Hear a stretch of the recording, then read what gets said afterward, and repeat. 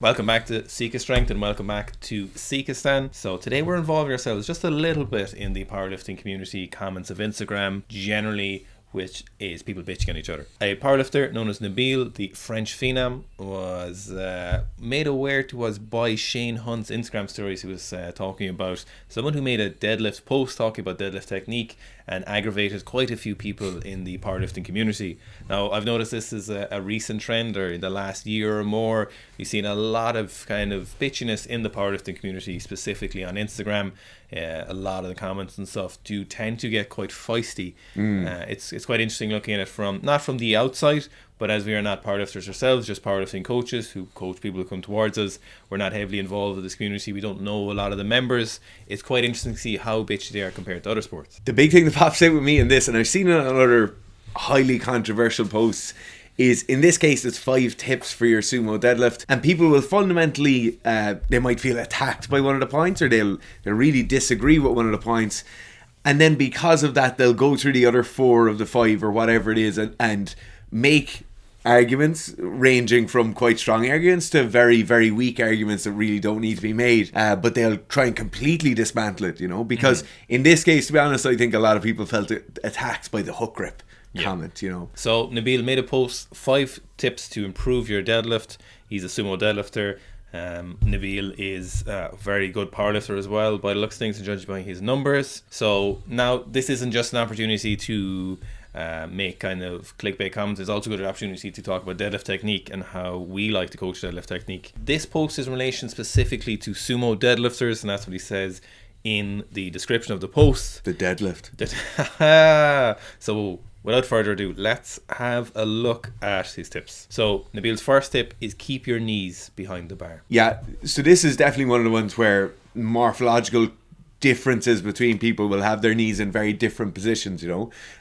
I think fundamentally for both of us, we'll definitely agree with this. Good sumo deadlift technique will not have the knees in advance of the barbell, so the knees further forward than the line of the bar. For me personally, most of the time I'd see faults with people sumo deadlift. It's not necessarily their knee position, but more so their knee movement as they initiate the pull. So a lot of people like to get very aggressive and very dynamic with their start, which is great, activating that stretch shortening cycle. But a lot of the time, the big mistake they make is really dropping their hips and driving the knees forward. And then because of that, driving the knees forward, they get that forward movement to the barbell and just a poor bar path overall. So in general, I suppose we would agree with this point. Largely you'll see with people when we're looking for the sumo style of deadlift that we teach people or we coach people, you will see more or less a positive or a vertical shin angle, and generally this ends up with the knees being slightly behind the barbell. It's not something I'd ever really focus on. It's not something I'd ever really look at in relation to someone's deadlift technique, as the other points that we'd be looking at, hip height and upper body angle and toe angle, would address this, and generally most of the time it does end up with that person's knees behind the bar. So point number 1, I would say largely agree. Largely agree. You're going to have some outliers there. Mainly what you're looking at here is the angle or the ratio between your tibia and your femur. If you've very, very long upper legs, so going from the knee to the hip, you're going to struggle to keep your shin very, very vertical. It will just naturally have to come forward, or else your ass and hips are going to be really far back. But for most people, in most cases, it's going to be correct. The thing is, though, it's not wrong if your knees are over if you have the other points that we like to focus on, like hamstring angle, hip height and back angle. It doesn't matter, in our opinion, if they're right, where the knees are in relation to it. It just so happens that most of the time the knees are behind the bar. Okay, so point number 2 was don't overextend your back, and we're assuming this is at the top. Yeah. And I would definitely agree with this. Absolutely, yeah. One of my most cringe-worthy things, and it's the sumo deadlift is more guilty of this than any other movement in powerlifting. At the top, we see this massive overextension, so somebody really locking out. Funnily enough, they'll snap their knees back. Yes. And to overextend your knee, like hyperextension of the knee isn't a good athletic position. It's never good. You're actually shortening your total height. But it seems to be one of those things where you'll see real big opening of the mid-back, really overextending through the mid-back, in some cases the lower back as well, and snapping those knees back. It's never something we want to see, just for that kind of good spinal range doesn't have overextension in it. But the thing as well is this, a lot of times people will do this overextension of their back to feel like they're locking out a deadlift early, but in fact they haven't finished the lockout. They've eliminated the use of their knee extensors or the quads, and then they've pulled their shoulders back behind the barbell too early, so they're largely left with just a little bit of hip extension to try finish the lift, and they've eliminated a lot of the rest of their body in a meaningful fashion. But to do this to feel or maybe look like they are locking out a deadlift, so again, I definitely agree with that. One of the kind of more understated issues with that, and it's particularly with the sumo deadlift, when we start overextending our back or opening our hip too early at the midway through the second pull, if you imagine both of your hands are quite narrow and they're in contact with your lower legs, your upper legs, if I start to overextend and if I start to lean back my shoulders too early, you'll start to get some rubbing between your hands and your legs. And a lot of people fail sumo deadlifts due to grip strength. I don't know why it is. I'm no idea how it's such a prevalent problem, but it is a problem. And I've seen that on multiple occasions, people failing that when they're in contact with their lower legs, they're getting that proprioceptive feedback and the grip just pops off. Point number 3 was face your toes out, but not too much. Again, I'd have to say I largely agree with this one, specifically for sumo deadlifters. For conventional deadlifters, we like to never see someone's toes out. Toes forward is, for the vast majority of the time, and I can't think of a time I've ever had to turn someone's toes out for a deadlift. For clean deadlift stuff, a little bit different. For actual deadlifting, for conventional, never had to turn them out. But a lot of times what you will see in relation to sumo deadlifting is when people are going very wide and they're looking to clear the knees as much as possible, get a lot of extra rotation in the hips, or point the knees out of the way of the barbell. They're trying to converge the center of mass of the barbell and the center of mass of the lifter together. They'll massively externally rotate their toes. They'll turn them out as much as possible. What you end up then is losing a lot of leg drive. Yes, you do get the hips and knees, the knees in a better position in relation to kind of the physics of the lift, but in terms of like biomechanical advantage, you lose a lot of quad drive, and that's one of the benefits for a lifter if they are kind of anatomically preferential to sumo deadlifting. You're kind of negating some of that deadlift benefit. You're negating some of that benefit. So we see this uber turnout toes, your knees get really far out the way, but then you lose a lot of the quad drive you can get and a lot of the benefit from the initial first pull of the deadlift or the separation. A very good kind of quick kinesthetic way of feeling this and how this might affect you, right, is that if you go to squat, or just a normal squat position, if you're just standing there, if you're sitting on the couch watching this video, if I'm standing there and I squat with my feet in a box, right, so feet same width apart as my shoulders, toes pointed straight ahead, and I sit down into a deep squat and keep my heels on the ground, depending on my level of mobility, that will be a difficulty of 5. If I was to then just sit down into a squat position where my heels are very narrow, my toes are pointed out to the side, and then my heels raise up off the ground, I'm in a position now that is very easy for me to sit in. I have almost no tension or torque developed in my hips, knees, or ankles. There's nowhere where I'm really putting a lot of force into the ground. I'm basically kind of just stacking myself there. Now, that feels very good. As Garth was saying, it feels like you'll get into a really good position, but it's very, very difficult to be rigid and strong in those positions. So I would say definitely agree with this point as well. 4. So this is probably the most controversial one. I don't really understand why it annoyed people so much. But number 4 was the only grip should be hook grip. So largely would agree with this if you can do it. But the problem with this is that a lot of people just can't deadlift with a hook grip for any meaningful weight. So they can practice a little bit, but I would agree with this in theory. The hook grip does seem to be a much better grip style for people sumo deadlifting. So when people are sumo deadlifting, it does put them in a little better position. They're able to get a little bit more vertical than compared to the mixed grip. Now it's a small amount, but any changes in degrees like that are something that are generally positive, and you want to get the most out of each of your positions as possible. So when lifters do use the hook grip in sumo deadlift, assuming they can use it, it generally puts them in a better position in relation to their upper body. So they can usually bring the shoulders a little bit further back over the barbell or just on top of the barbell, bring their hips in a little bit closer and get a little bit more of a stacked upper back position. But when someone uses a mixed grip, it does slightly change their ability to do this. Not massively, but to a significant degree. And when you're trying to deadlift something like quadruple body weight or something crazy like that, you want to maximize all your positions as much as possible. Now obviously it comes down to the fact though that in terms of preference, a lot of people do have trouble with the hook grip, and it's probably one of the biggest things powerlifters will see when they have grip issues. They'll try to hook grip, and they'll neither be able to grip their heaviest deadlifts with a mixed grip, or they'll be able to not use that hook grip as well. So they run into this kind of issue. A lot of times people will rush to the hook grip as kind of a way of putting out a fire in emergency, and they still won't give it enough time in some scenarios, but sometimes people give it plenty of time and they just can't use the hook grip, and then it's a mute point in that scenario to say hook grip is better. But if you can't do it, there's no point in worrying about it or focusing on it. Yeah, I think there's two different groups of those, that group Gareth was talking about, where you just can't use the hook grip, right? The first group are people who will, no matter what they do, never be able to do it. Now, that might be to do with the size of your hands, particularly the length of your thumb. It might also be to do with just the cross-sectional area of your thumb. If your thumbs are too small and too spindly and you're not able to get them around the barbell where you could hook your thumb kind of at a 90 degree to your finger or your index finger and your middle finger, the hook grip probably isn't for you, right? If you're just getting a tiny grip on the tip of your thumb, or even if your thumb is kind of running in parallel with your other two fingers, the hook grip's never going to be a strong position. No matter how hard you get your hands, no matter how many nerve endings you kill off in the thumb, it will never be a very strong position for you. Now, we both come from a weightlifting background. It's hook grip is what you do day one. You would hook grip the steering wheel as you drive home. It'll feel just as comfortable as any other grip. But a lot of that comes down to us having the ability, both in size of the hand and in actual technique, to grip the bar, and us practicing a lot. And I think that is the second group. There's definitely a group of people who either are unaware of how long it will take for that kind of killing off of the nerve endings in your thumb. They're unaware of how long it will take for you to get used to how painful the hook grip will be. And then they're unaware of how long it will take to build that kind of motor pattern or that actual skill of hook gripping the barbell properly. As Gareth said, it's kind of like a band-aid you put on 6 weeks out from comp.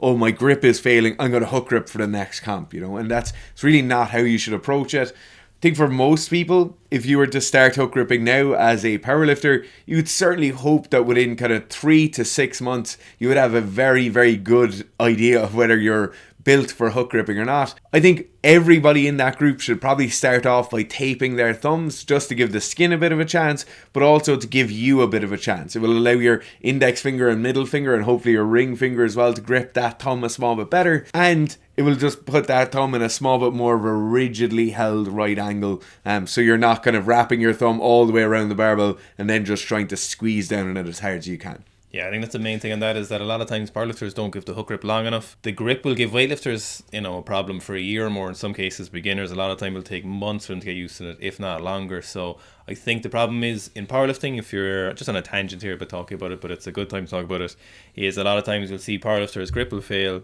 They'll go, shit, I'm going to try hook grip. Give it like 3 weeks and work up to a heavy single. Can't do their heavy single with the hook grip, and they'll think, shit, hook grip's not for me. But I really think you should give hook grip, if you're going to try and give it a throw seriously, a minimum realistically of 6 months before you can see if you're really proficient with it, if not longer. Specifically as well, because the weights you're deadlifting are going to be heavier than weights you're using in the snatch and the clean. Now there's higher velocities in the snatch and the clean, so it adds a different variable to it, but the actual constant pressure and slower movement of the lifts does put more pressure when you're deadlifting.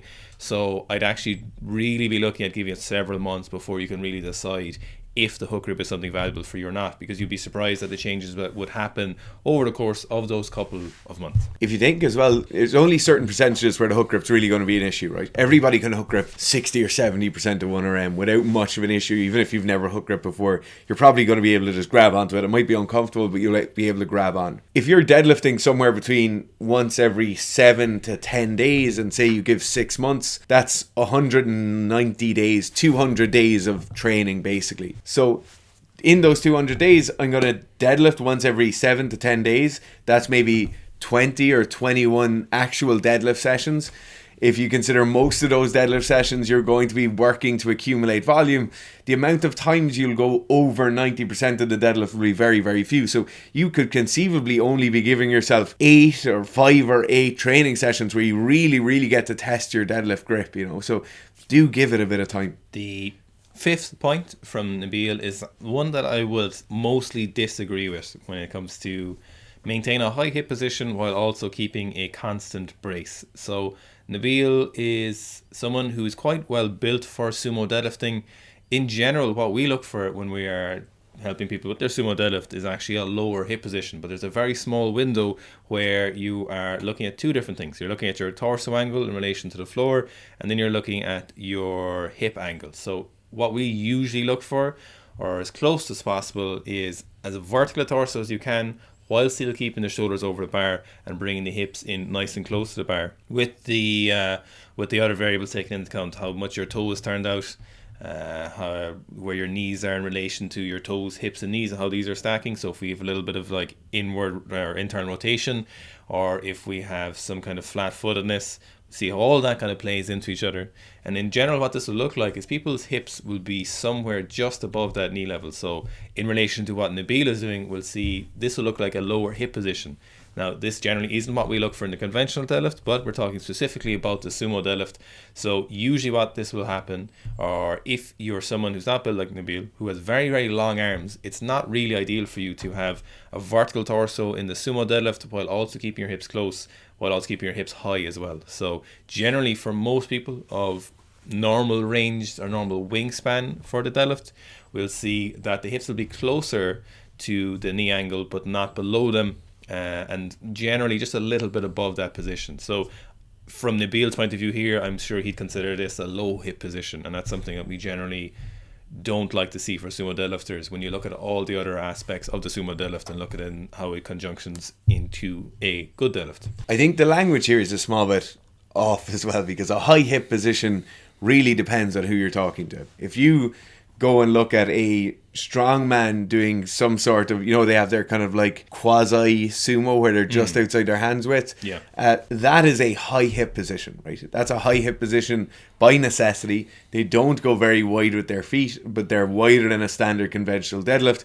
Their hips have to be high to biomechanically get themselves in that position. Now, a high hip position for the sumo deadlift, in my opinion, we're more focused on if it's too low, and if it's that thing where hips fall below the level of the knees, which is certainly an issue. And maybe that's what it is here. High just means not below the level of the knee, but it's hard. That kind of language raises some difficulties for me. Like if you look at someone like Yuri Balkin or Steffi Cohen, they'll have some of the best sumo deadlifting positions that I can think of, and that what people should strive for. Again, it's not necessarily possible for everyone to hit those same positions though. But when we look at that for most people, if we look at someone, a normal person with not incredible range of motion in their thoracic and their hips, not a massive amount of external rotation, if you do a sumo deadlift with a high hip position, generally what will happen is you'll end up with a larger hamstring and calf angle. You'll see this quite large, and you'll see less quad recoupment.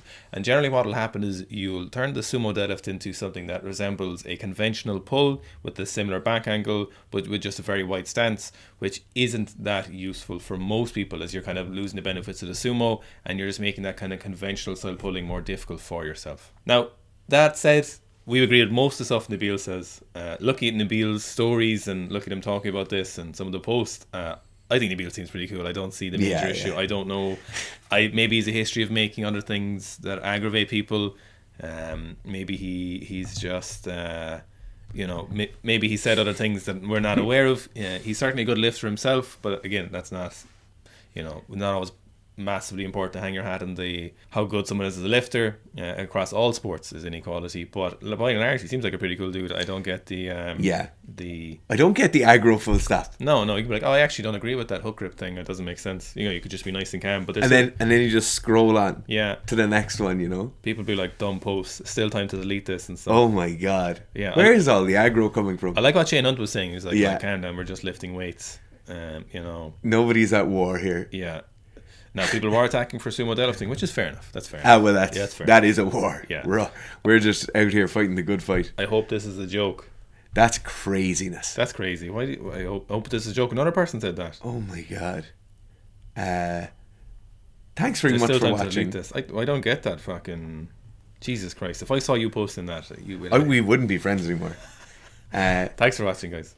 We always really appreciate you tagging us in posts or tagging us in comments. I know we ask you to do it for the news show, and ye put in massive effort producing some of the best lifters on the internet for us and showing them to us. What we'd also like to ask you to do, if you see any massive drama like this, just tag us there. Yeah, we'll be there. We'll come for a look. Yeah, absolutely. And thanks for watching again. Thanks for everyone who tags us in the stuff for the new show. Loads of people tagged us recently, which is great. Thanks very much.